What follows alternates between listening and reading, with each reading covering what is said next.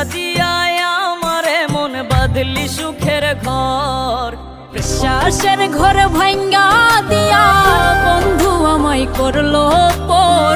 তো হ্যালো বন্ধুরা, সবাই কেমন আছেন? আশা করি সবাই অনেকটা ভালো আছেন।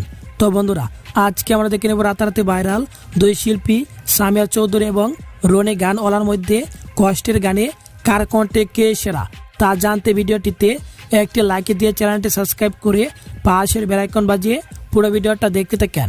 তো চলুন বন্ধুরা, আর বেশি দেরি না করে ভিডিও শুরু করা যাক। তোরে দুটি আখি প্রাণ সখী আইলো না। তো বন্ধুরা, আমরা প্রথমে কথা বলে নেব ভাইরাল সামিয়াকে নিয়ে, যে কিনা নিজের কালী কণ্ঠে অন্যের গানগুলো কভার করে আজ মিউজিকে ট্রেন্ডিং কাঁপিয়ে যাচ্ছে। যদি আরেক জনম আমি পাই গো, সে জনমে তোমাকেই চাই গো। বর্তমানে ভাইরাল সামিয়া থেকে সামিয়া চৌধুরী নামে বেশ পরিচিত।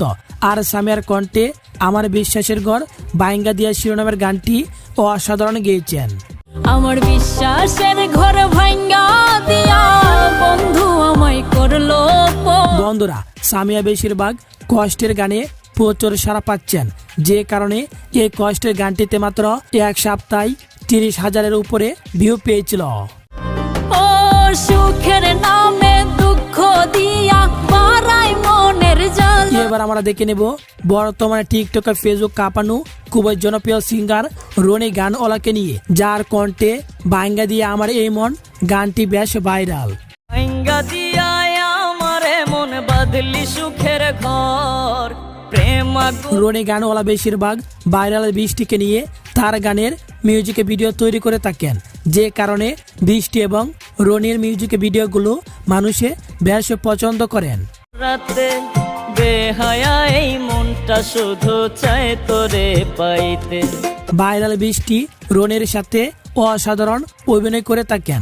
বর্তমানে রনির কণ্ঠে ভাঙ্গা দিয়ে আমার এই মন কষ্টের গানটিতে মাত্র 2 সপ্তাহে প্রায় 90,000 ভিউ উঠেছিল।